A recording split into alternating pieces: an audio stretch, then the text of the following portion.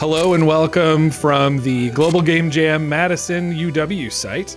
I am Ross, and I am here with Maria Burns-Ortiz, the Executive Director of Global Game Jams. Please, I would like to give you the opportunity to tell me a little bit more about yourself and introduce yourself to the crowd. Yeah, so I'm Maria Burns-Ortiz, Executive Director, as you said, of the Global Game Jam. We run the world's largest game jam, operating each year across over 800 sites in almost 100 countries. Like I said, not only the world's largest game jam, but we're a non-competitive game jam, so bringing together people from all over the world to just create games around a central theme for fun and joy and the experience of making games. Excellent. Now seems like a good time to talk about the theme. The theme, mask. So, my understanding is that theme came a while ago. It's not a recent change. You want to briefly talk about that? Yes, so the theme every year we bring together a large committee of volunteers, folks from around the world, to discuss what should the theme be. So we start in October, and then by December it's locked in, and by January we have all of our keynote and everything made. And so the goal of the theme is to come up with something that can be very diverse interpretations, right? One of the things about mask this year, it's a noun, it's a verb. There's 25 different dictionary definitions of what that could be. And our goal is to make sure that it is ideally timeless, but sometimes it becomes more timely as well. While I was brainstorming during the jam, I went into the Carl Jungian sense of self and the unmasked self and the inner and outer, and I'm like, none of this is going to happen in a weekend. I'm going to make something else. But speaking of the things that happen during a global game jam, from the point of view of the organization, what does success look like for you? For us, it really, and people always ask me, like, do you want more sites? Do you want more people? And it's phenomenal to see growth, but really our goal is just creating a space where people can come together and make games and build that out around the world and create community. I think one thing we've talked about this year a lot is we've surpassed 500,000 people that have participated in the jam. And it's not about that huge number, just each individual. I mean, it is about each individual, but really the sense of community that we're able to create. And for us, that's the most important part, is just making game development accessible around the world, that it's something that you can do anywhere, no matter where you are, and just be part of a community that's making games because it's really fun and it's exciting and it's creative expression and it's different ways that you can try new skills and build up things, and that for us is really what success looks like. It's just bringing people together to do something that we love, which is make games. Level up or mutate. So our end goal is to have a couple different kinds of viruses. Your kind of typical one that you just gotta hit once and it goes. Then we want some that drop debuffs. So for example, you hit it, and then falling down the screen might be something that slows down your paddle. And then we also want germs that are time sensitive to kill. So maybe this guy comes on screen, you have 40 seconds to hit him with your ball before it's an automatic game over.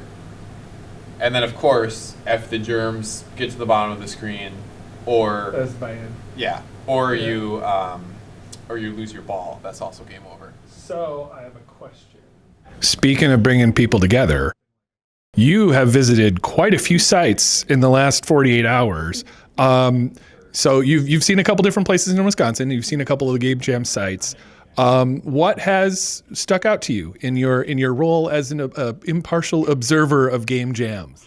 You know, what I love, and I tell everyone this, your site is like the best site for you, right? And sometimes I've seen sites that have, 5 people or less. I've seen sites that have 50 people or more, right? I've seen sites where it's all students, sites where it's mostly professionals.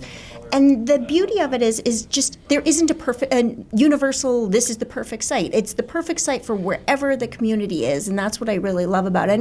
And everything that all of our sites are volunteer organized, and I think people don't realize that. And it's like people just come together and say, we want to create a space for people to make games and bring our community together. And then people show up, and that's the really cool part to me is, as just seeing all the different walks of life and people come together, and it's phenomenal. Speaking about game jams coming together, there's typically some invisible work that happens at some place and in some point. Is there anything that you wanted to call out as far as labor that happens in order to help these events occur and occur successfully? Yeah. Well, so for us, everything, we have a staff that is the equivalent of 4 full-time employees that pull this together for 40,000 folks around the world, and then we do other jams and initiatives throughout the year. To me, it really comes down to, we have of about 80 regional organizers that coordinate all the sites. We have 800 plus site organizers, and thousands of volunteers, really. And so I think it's really this collaborative effort to make this possible. And it's just, as I said, very much community driven. And for us, that's important because we're a global organization. But really, what we try and do is support the work that's done on a grassroots level, because there's no point in reinventing a wheel, right? Like, where can we support what's already being done? And then work with that. And that's why I love, I said, I do my little mini Midwest road tour when the jam kicks off and see how many sites I can hit between, Minnesota this year, Minnesota, Iowa, Wisconsin, and get in there. But I think to really just see the power of what's happening in each community and how much it brings people together is what's, phenomenal. Speaking about your road trip, of the sites you've seen and the things you've gone through, what is the either most surprising or funniest thing that you've encountered on your trip so far? I think for me, I'd say, well, one of the sites I was at just had multiple dogs, so that's always fun. Can you pet the dog? I think gamers care about that. 1,000,000%, yes.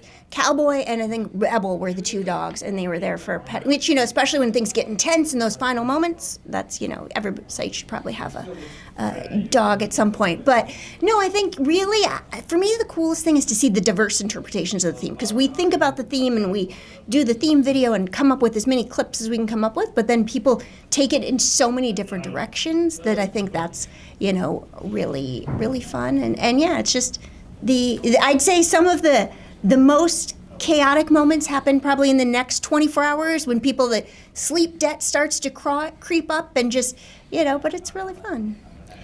So speaking about a game jams, like part of their definition is they have a beginning and an end, and they're pretty close together. What are things to keep in mind when we hit that point and we're just trying to get something to build? What is the goal of what you take away when the deadline hits and you have something?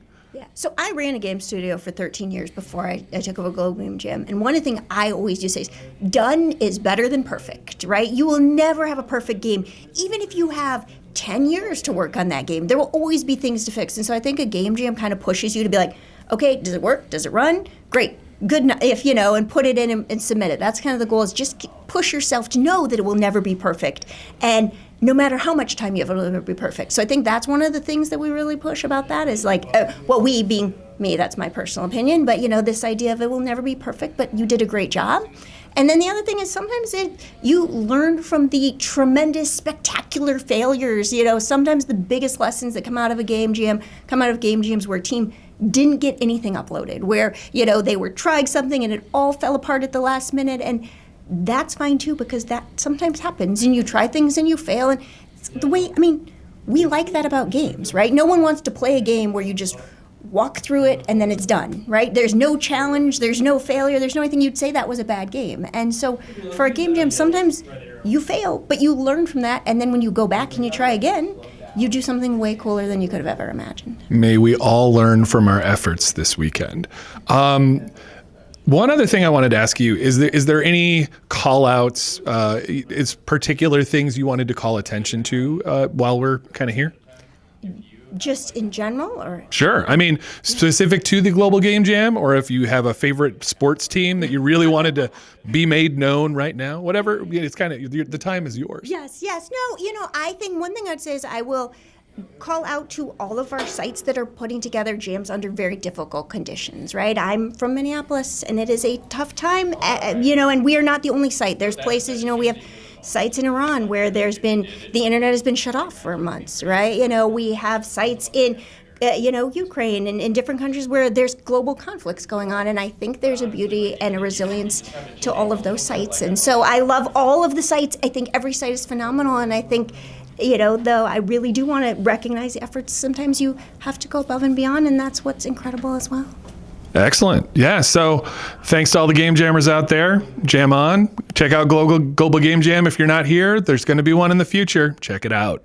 Thanks again. I did.